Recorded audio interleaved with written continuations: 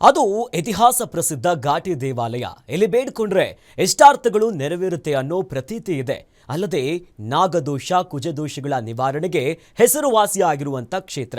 ಹೀಗಾಗಿ ಡಿಕೆ ಶಿವಕುಮಾರ್ ಎಂದು ಘಾಟಿ ದೇವಾಲಯಕ್ಕೆ ಭೇಟಿ ನೀಡಿ ವಿಶೇಷ ಪೂಜೆಯನ್ನ ಸಲ್ಲಿಸಿದ್ದಾರೆ.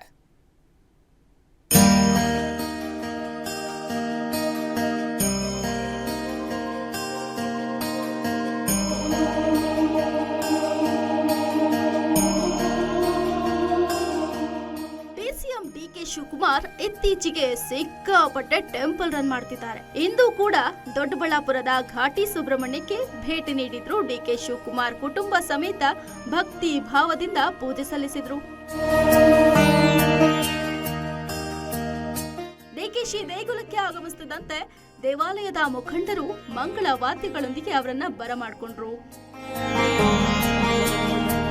ದೇವಾಲಯಕ್ಕೆ ಆಗಮಿಸಿದ ಡಿಕೆಶಿ 1 ಗಂಟೆಗೂ ಹೆಚ್ಚು ಕಾಲ ವಿಶೇಷ ಪೂಜೆ ಸಲ್ಲಿಸಿದ್ರು.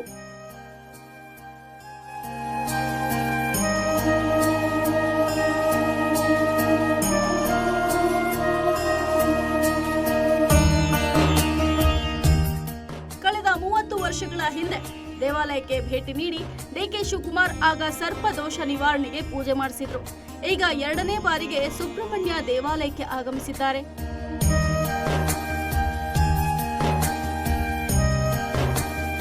ಈ ವೇಳೆ ಮಾತನಾಡಿದ ಡಿಕೆಶಿ, ಕಷ್ಟದ ದಿನಗಳಲ್ಲಿ ನನ್ನ ಸ್ನೇಹಿತರು ದೇವಾಲಯಕ್ಕೆ ಬಂದು ಪ್ರಾರ್ಥನೆ ಮಾಡಿಕೊಂಡಿದ್ರು. ಪ್ರಾರ್ಥನೆಗೆ ಈಗ ಫಲ ಸಿಕ್ಕಿದೆ. ಬಹಳ ದಿನಗಳಿಂದ ಇಲ್ಲಿಗೆ ಬರಬೇಕು ಅನ್ಕೊಂಡಿದೆ, ಆದ್ರೆ ಸಾಧ್ಯವಾಗಿರಲಿಲ್ಲ. ಇಂದು ಬಂದೇ ಬರಬೇಕು ಅಂತ ತೀರ್ಮಾನ ಮಾಡಿ ಬಂದಿದ್ದೀನಿ. ಬಹಳ ಸಂತೋಷವಾಯಿತು ಅಂತ ಹೇಳಿದ್ದಾರೆ.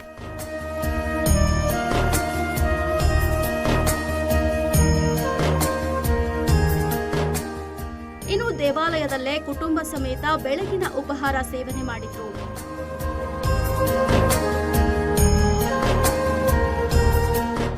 ಭಾನುವಾರ ಆದ ಹಿನ್ನೆಲೆ ಇಂದು ಹೆಚ್ಚು ಜನ ಆಗಮಿಸಿದ್ರು. ಡಿಸಿಎಂ ಬಂದ ಹಿನ್ನೆಲೆ 1 ಗಂಟೆಗೂ ಹೆಚ್ಚು ಕಾಲ ಸಾರ್ವಜನಿಕರಿಗೆ ದೇವರ ದರ್ಶನ ನಿರ್ಬಂಧಿಸಲಾಗಿತ್ತು. ಹಾಗಾಗಿ ಸರದಿ ಸಾಲಿನಲ್ಲಿ ನಿಂತಿದ್ದ ಜನ ಅಸಮಾಧಾನಗೊಂಡ ದೃಶ್ಯವೂ ಕಂಡುಬಂತು.